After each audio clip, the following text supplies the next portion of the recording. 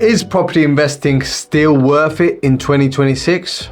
Landlords are selling, mortgages are expensive, and the government is bringing in new rules all the time. In this video, I'm going to go through all the facts and come to a conclusion if you should be more optimistic or not. So in 2020, the Bank of England rates were at 0.25%. And by 2023, they've peaked at 5.25%. So that meant a lot of landlords were under a lot of pressure and their cash flow suddenly dwindled. Government brought in new rules and regulations. The tax relief for a personal landlord or a person who owned a property under their personal name completely changed. So there have been changes to the tax relief for residential landlords. You used to be able to deduct your full interest off of your mortgage, but now you're unable to claim that. So in turn, higher taxpayers are worse off. Every additional property that you buy, you need to pay a 5% stamp duty cost before you can take control of the property. So getting into the market has become more expensive.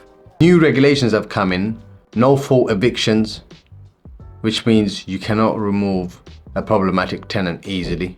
Prices across the UK, and especially London, have either remained the same or fallen. But before you start to think that property investing doesn't work anymore in 2026, there's a few things you need to know.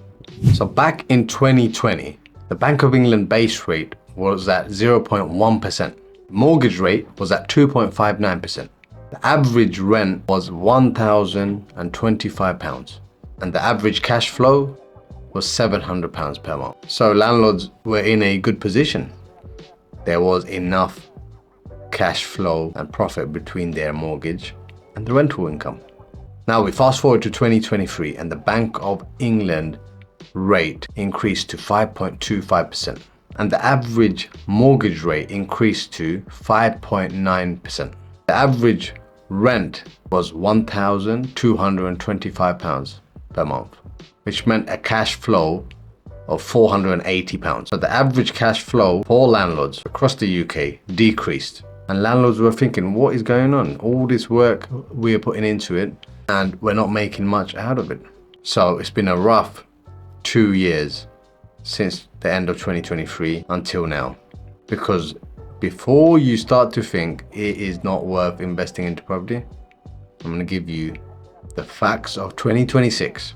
So in 2026, the Bank of England rate is at 3.75%. The average mortgage rate is at 4.98%. The average rent is £1,350 per month. The average cash flow is at £727 per month. So what does that show you? That the cash flow is better than it was in 2020. Profitability is better possibly than it was 10 years ago. And mortgage rates are expected to fall further, but rents will continue to rise. And a crucial component is that rents will continue to increase.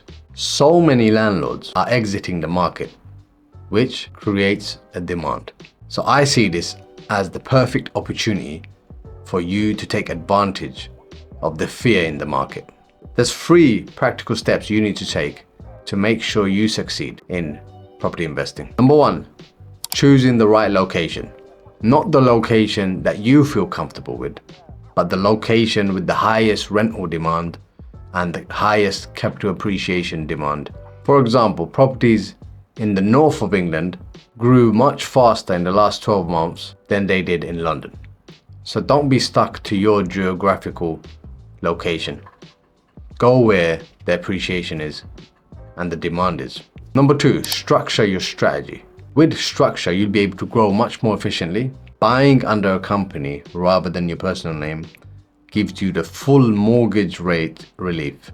So comparing the 19 to 25% corporation tax the company has to pay, and for higher tax rate payers on personal property they own under their own name, is 42 to 47%. There's a lot of tax relief available for you if you can structure it under a company. Structure will give you a strong foundation. And number 3 is buying at a discount. Right now in 2026, you have the perfect opportunity to buy a property at a discount. Sales across the UK have slowed down, so now the power is in the buyer's hands. So you no longer need to pay the full asking price and can go in and put an offer at a discount. So all of these together gives you a combination and strategy to make you more opportunistic and optimistic in 2026 that there is still money to be made in property investing and the property market is not dead. So I hope you feel excited and are ready to start investing in property. But if you're still not yet in a financial position to go and buy a property, you can still start making substantial money by leveraging properties that you don't own. Watch this next video if you're ready to get started and learn a property strategy which will put thousands into your pocket every month without you ever owning the property. I hope this video has helped you to understand a few things and has put you in a better position to make your property decisions. If you haven't yet subscribed, press the subscribe button, hit the like, and I'll see you in the next video.